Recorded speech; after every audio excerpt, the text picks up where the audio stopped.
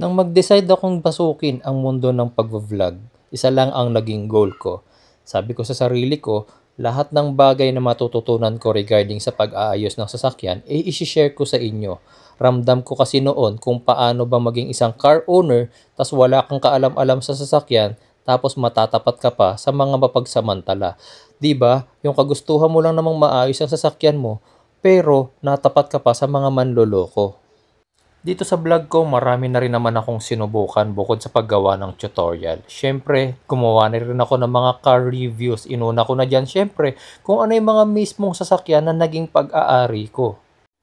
Last year naman, sinubukan ko rin na lahat ng viewers ko na nagtatangkang bumili ng second-hand car, ina-assist ko. Hahanap kayo ng sasakyan na bibilihin ninyo, tapos ako ang mag-check. Diba dyan nga nagsimula na sa video ko, lagi ako nakakahuli ng mga tampered, bangga, nabaha at yung mga may malalaking issues na sasakyan. Kaya nga dumami ang bashers at haters ko, 'di ba? Kasi daw karamihan sa kanila sinisiraan ko daw. Kaya ako nasabing nasagi. Ito ma'am. Yan oh. Hindi po yan madedeform ng ganyan. Hindi po yan madedeform ng ganyan kung hindi po ito nabangga. Ayan ma'am oh. Lata naman po. At syempre, hindi naman lingid sa kaalaman ng lahat na pati pagbabuy and sell ngayon, pinasok ko na. Paunti-unti man yung nakukuha nating unit ngayon, pero okay lang, at least nakakapagsimula na rin naman tayo. Tinutuloy lang naman din natin yung hangarin natin dati na mabigyan ng maganda at maayos na unit yung ating mga client. Pero alam nyo ba kung ano yung pinaka nakaka-proud sa lahat? Yun bang kunin ka at kilalanin bilang isang brand ambassador? Nakakatuwa guys, hindi ko akalain na aabot ako sa ganitong punto. Social media, Facebook and YouTube, sharing car tips and techniques, diba? Tsaka mga DIY. No? Ako kasi siya DIY, ako destroy it yourself. Kasi do it yourself. We also have ang doktor ng mga Jeep Doctor. Palakpakan naman po natin.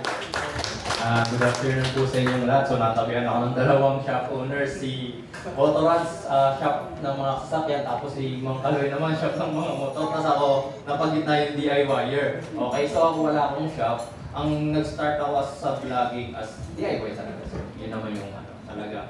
Tinuturuan ko kayo ng mga likot kayo ng sarili niyong sasakyan. I don't na pupuntahin sana paggawa kayo ng ligan. O di ba? Tuwing makikita nyo ako sa vlog ko, kadalasan nakapang-bahay o kaya nakapang-repair. Pero ngayon tignan nyo naman, pumorma pa kasi nga naimbitahan tayo sa isang magandang event. Tayo pupunta. Quezon City Sports Complex. Yes. First time ko rito eh. Music lounge daw.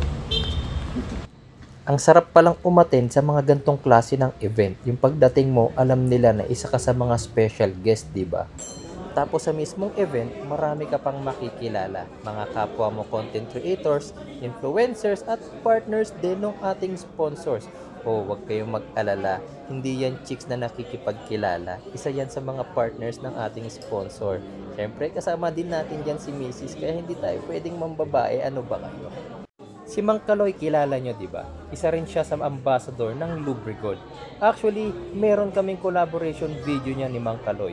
Dinala ko sa kanya yung aking Honda CBR MC19, isang inline 4 na motorcycle at pinapa-restore ko sa kanya yung makina nun. Siya kasi ang expert pagdating sa mga big bikes guys, kaya kahit luma or bagong motor pa, dalhin nyo sa kanya.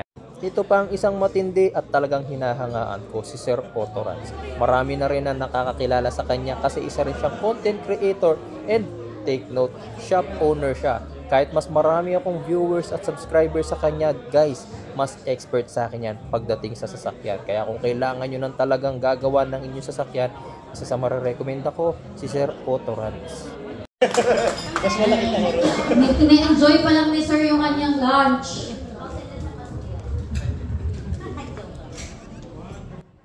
Sa gantong event, bukod sa kainan, akalain nyo meron pang paraffle. Kasasabi ko lang sa mga kasama ko sa table, never akong nananalo sa raffle. Pero akalain nyo, natawag ako, di ba?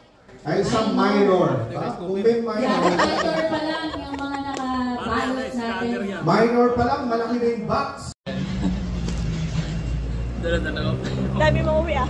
Oo nga, nanalo pa ako sa raffle kanina, tapos may padala pa si Lubrigod sa atin. Yan na guys. Thank you po sa Lubrigol, tsaka sa GTO, Grand Toro Oro.